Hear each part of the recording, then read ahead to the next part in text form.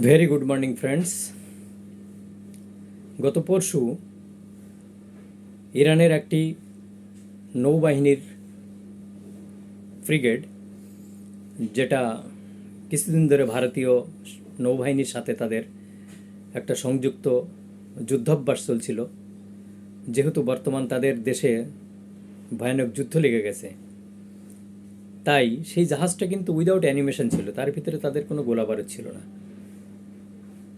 200 জন মতো নেভি ছিল, ক্যাডার ছিল, এবং কিছু ক্রু মেম্বার, খাওয়া দাওয়ার ব্যবস্থা ইত্যাদি তত্ত্বাবধানের জন্য যে লোকগুলো থাকে। তাই যখনই ভারতীয় জল সীমানা ক্রস করে ইন্টারন্যাশনাল সীমানায় গেছে, বা কিছু দূর গেলেই, যেটা আমাদের ইন্ডিয়ান ওশানই বলে, সেই ইন্ডিয়ান ওশানের মধ্যেই হঠাৎ অতর্কিত আমেরিকান নৌবাহিনী দ্বারা এবং সে ফ্রিগেটটাকে সম্পূর্ণ ধ্বংস করে দেওয়া হয়। দুর্ভাগ্যেই যে তার মধ্যে মনে হয় 30 থেকে 40 জন যে নৌজওয়ান তাদেরকে বাঁচিয়েছে, সেটাতেও শ্রীলঙ্কা কোস্ট গার্ডে, আর বাদবাকি সব জলসমাধি হয়ে গেছে। ভয়ঙ্কর হামলা ছিল, সে হামলায় ক্ষতবিক্ষত হয়ে গেছে। কিছু লোক যারা হয়তো উপরে ডিউটিতে ছিল তারাই শুধু বেঁচে আছে, কিন্তু ভেতরে আপনারা জানেন শিপ ডিউটি থাকে, 6 আওয়ার্স করে 4টে শিপ থাকে। কিছু লোক হয়তো তারা খাবারে ব্যস্ত ছিল, কিছু লোক হয়তো তারা আরামে ব্যস্ত ছিল। এইভাবে তাদেরকে শেষ করে দিয়েছে। প্রশ্ন হচ্ছে, ইরান সে নিজে একজন ডিক্টেটরশিপ ছিল। আয়াতুল্লাহ খমেনি সে ধর্মীয় গুরু হতে পারে, সব কিছু হতে পারে, কিন্তু তার কিছু কিছু কর্ম, যেটা ইন্টারন্যাশনাল মিডিয়া এবং তার যতটুকু প্রমাণ পাওয়া যায়, তিনি একজন ক্রুশিয়াল হিটলার ছিলেন। তিনি ছোট ছোট মেয়েরা যারা বুরখার বিরুদ্ধে আন্দোলন করেছিলেন তাদেরকে ধরে চামড়া তুলে দিয়েছিল, এবং কিছু মেয়েদের তারা মাইনার হওয়াতে তাদেরকে গণধর্ষণ করেছিল। কাদের দিয়ে? জেলের যারা ক্যাদি তাদের দিয়ে। করার পরে তাকে মৃত্যুদণ্ড দিয়েছিল, যাতে মরণের পরেও তারা বেহেস্তে না যেতে পারে। তা এই ধরনের লক্ষ লক্ষ মানুষকে উনি হত্যা করেছেন। তার পরিণতি এই যে তিনি দেশে সম্পূর্ণ দেখেন বিনাশকারী। বর্তমান দেশে এত দুর্ভিক্ষ, এত স্বৈরাচারিতা, সেখানে একমাত্র স্বশায়নতন্ত্র চলে। স্বশায়নতন্ত্র মানে আমি যা বলবো তাই, সেই সাদ্দাম হোসেনের মতো ডিক্টেটরশিপ।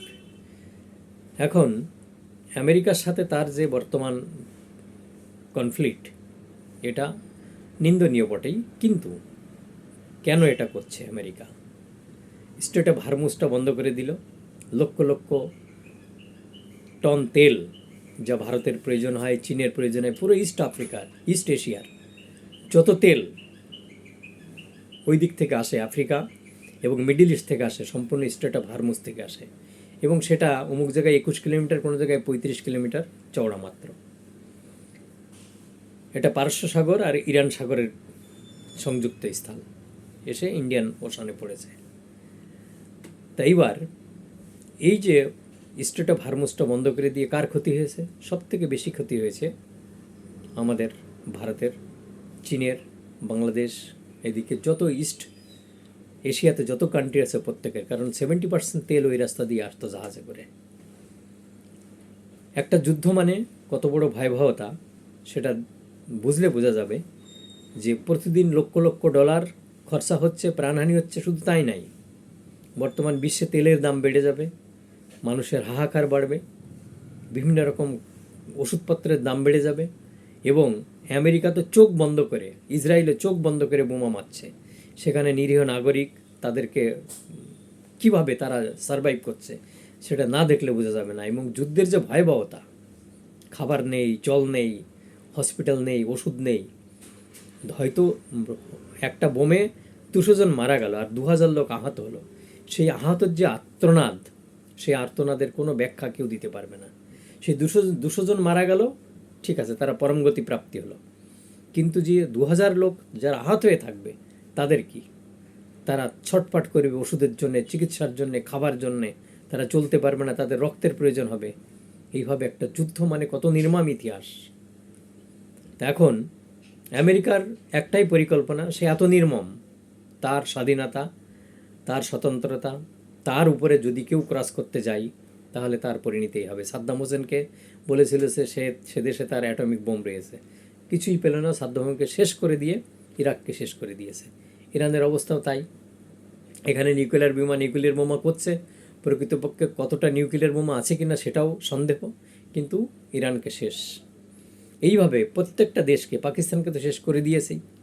পাকিস্তানে শোনা যায় তার যত পারমাণবিক বোমা সব সে সময় পারভেজ মুশারফ 2005 সালে তুলে দিয়েছিল সমস্ত কিছু আপনার ক্লিন্টনের হাতে। তা এইভাবে যদি একটা মানুষ,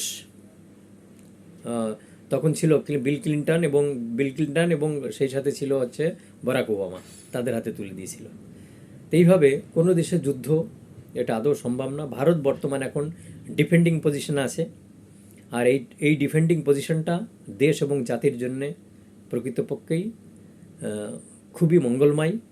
এখানে একটা কথা বলা খুবই প্রয়োজন যে ইরান মাদ্রাসা থেকে আতঙ্কবাদী, মৌলবাদী যত জেহাদি তৈরি করেছে তার একটা এক্সাম্পল হামাস ইরানের দ্বারা তৈরি, হিজবুল্লাহ ইরানের দ্বারা তৈরি, হুতি ইরানের দ্বারা তৈরি। এইভাবে কত না জানি বিদ্রোহ গ্রুপ এই ইরান তৈরি করেছে। ফলে কি হচ্ছে, সারা বিশ্বে সে পাকিস্তানের সাথে সাথে সেও এক্সপোর্ট করতো আর কি, এবং কত নিরীহ মানুষের জীবন এইভাবে তারা শেষ করেছে।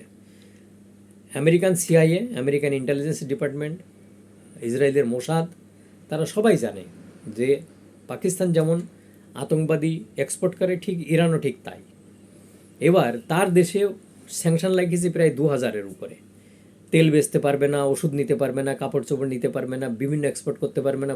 ফলে তার অর্থ আপনি ভাবতে পারবেন না।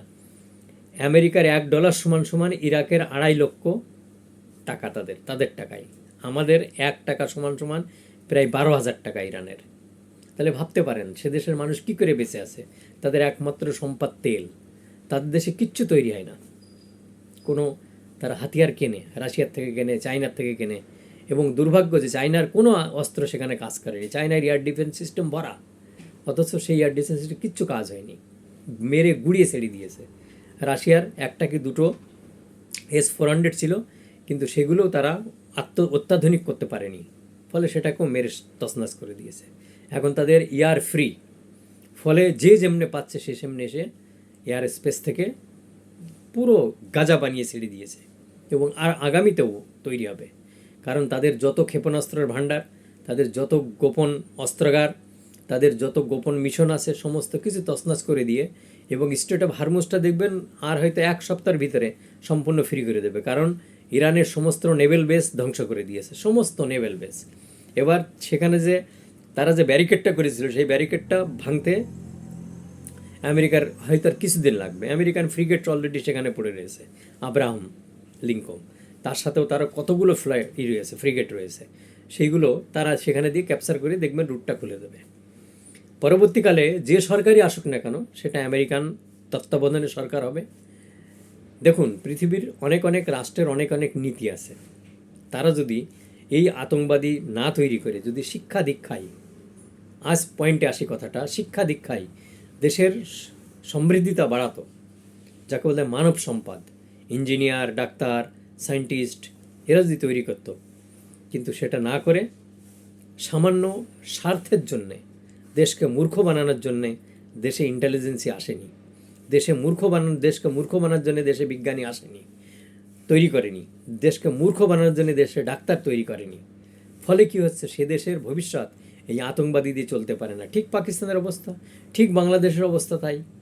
সেখানে মৌলবাদী, সেখানে মাদ্রাসায় জঙ্গিবাদ তৈরি হচ্ছে। ফলে কি হচ্ছে, একটা অদূর ভবিষ্যতে আপনাদের যে পরিকল্পনা, হয়তো কিছুদিনের জন্য আপনারা মনে করবেন আমরাই আল্লাহর নামে জিতে গেছি, কিন্তু আজ দেখুন ইরানের অবস্থা, কোনো আল্লাহ কিন্তু বাঁচাতে আসছে না। কোনো টেকনোলজি না থাকলে আপনাদের রক্ষা নেই। এখন মেরে গাজাকে কি করে দিল, গাজার যে ধ্বংস স্তূপ আছে ওইটা হাঁটিয়ে পুনর্নির্মাণ করতেই 200 বছর লাগবে, 200 বছর। এবং সেই যে গাজা ছিল সেটা আসতে 500 বছর লাগবে। সম্পূর্ণ মাটিতে মিলিয়ে দিয়েছে। এই ইরানের অবস্থা তাই করবে, কারণ আমেরিকার হাতে এত প্রতি বছর লক্ষ লক্ষ টন বারুদ গোলা তৈরি হয়, সেগুলো যাবে কোথায়? সেগুলোই ধ্বংস করবে এইভাবে দিয়ে। সমগ্র মিডিল ইস্ট, যেখানে সেখানে আমেরিকার পলিসি যুদ্ধ বাঁধাও, তার হাতিয়ার ধ্বংস হোক, নষ্ট হোক, নতুন হাতিয়ার তৈরি হবে, নইলে সব রাখবে কোথায়? আর একটা কথা বলে দিই, second world war, first world war, third world war এই শুরু হয়ে যায়, তো ফার্স্ট সেকেন্ড ওয়ার্ল্ডে যত মানুষ না মরেছে তার থেকে বেশি মানুষের মৃত্যু হয়েছে এই আপনার এইটাই এই যে যুদ্ধ হচ্ছে। ফলে এর ভয়াবহতা যে কত খতরনাক হবে সেটা আমরা না দেখলে বুঝতে পারবো না। একটু দাঁড়া, বসতে বল।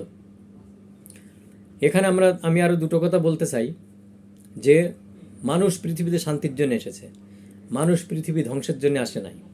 মানুষ পৃথিবীতে তার জীবনের শ্রেষ্ঠ সম্পদ হচ্ছে তার মানবতা, মানব কল্যাণে।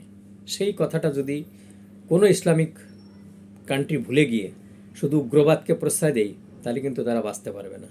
কারণ একটাই কথা, পৃথিবীতে শান্তির উপরে কোনো ধর্ম নেই, সে যে যাই করুক না কেন, সে আল্লাহ হোক কি খুদা হোক কি গড হোক কি ঈশ্বর হোক কি ভগবান হোক, সবাই কিন্তু শান্তির জন্য কাজ করে।